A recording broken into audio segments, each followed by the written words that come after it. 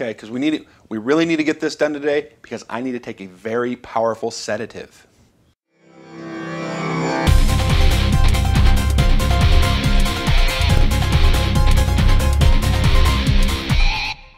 This week on the Rewind, we have 5 reasons why the Raiders lost the game. Number 1, the big play. 74-yard runs, 22-yard runs, makes our defense look like cheesecloth. The big play killed the run defense. But have no fear, this defense is still young and learning. Lots of the mistakes that were made were rookie mistakes, not blown coverages or missed assignments. Injury bug bit hard this week. Darren McFadden's hamstring injury is questionable for him for this next week.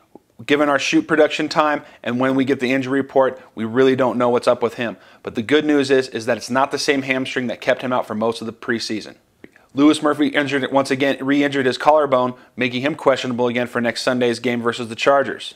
Robert Gallery is still out, but questionable for this week's game against the Chargers with a hamstring injury. With Thomas Howard out with a knee injury possibly this week, who's going to be there to cover it for Antonio Gates? Quentin Groves also went down with a hamstring injury and is listed as day-to-day. Chaz Schillings has been taking up a roster spot for way too long. This guy better be the next coming of Tim Brown or he is a complete waste of time.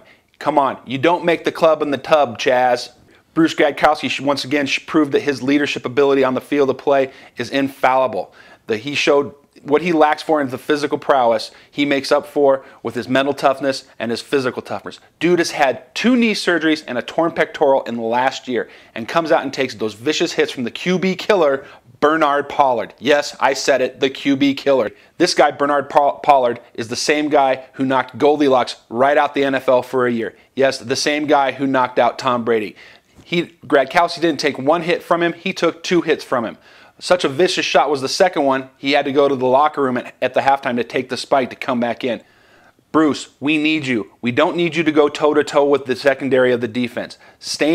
Try to protect yourself as much as you can. We don't need you hurt. Learn to slide feet first so you don't take those vicious shots like you did from the QB killer himself, Bernard Pollard.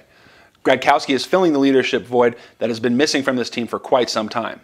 This week, point number 5 is dedicated solely to Sebastian Janikowski. Usually, on the field of play, the kickers get a pass. They usually get a cut out of practice early, don't have to run conditioning drills. Well, not happening, Seabass. Good job coming off the bench, going 1 for 1 on the field goals, and hitting 3 PATs. I can tell your concentration was there. Just always remember, Sebastian, it's the one in the middle.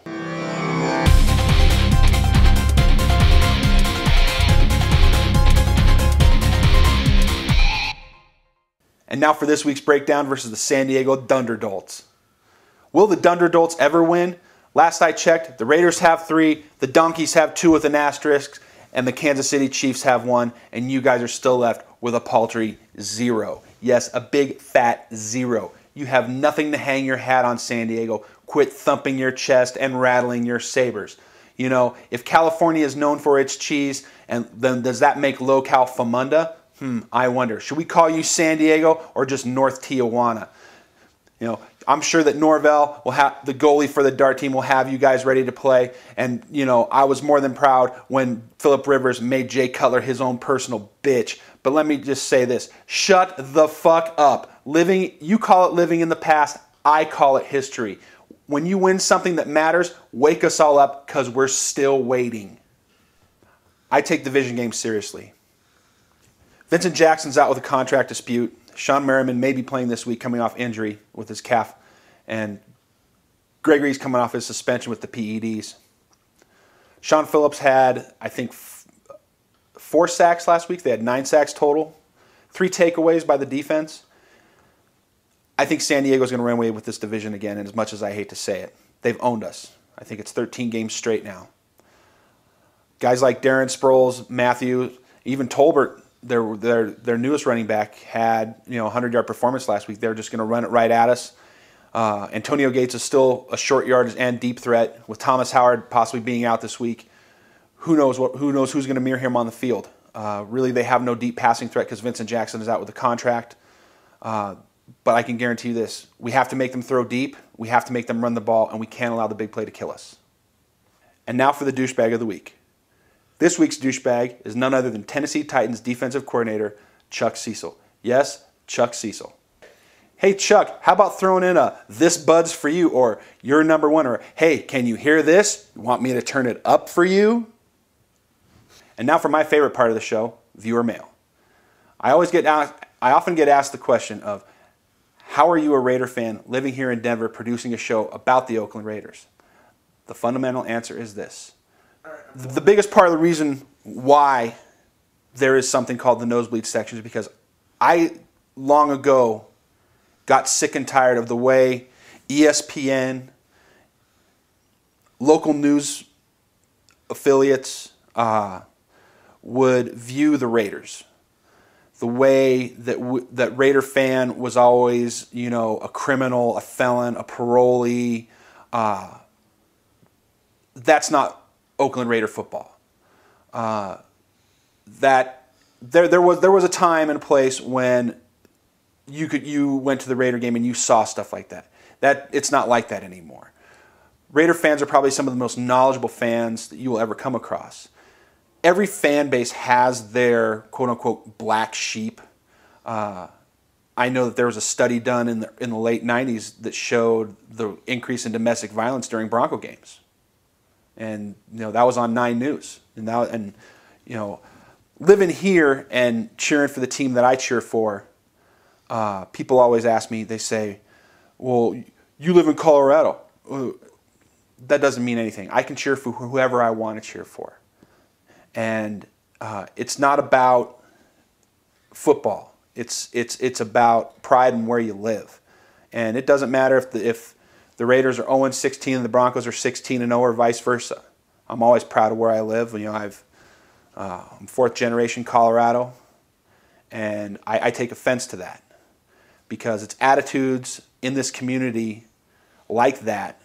Let's say, oh, you live here, you have to be a Bronco fan, that really piss me off.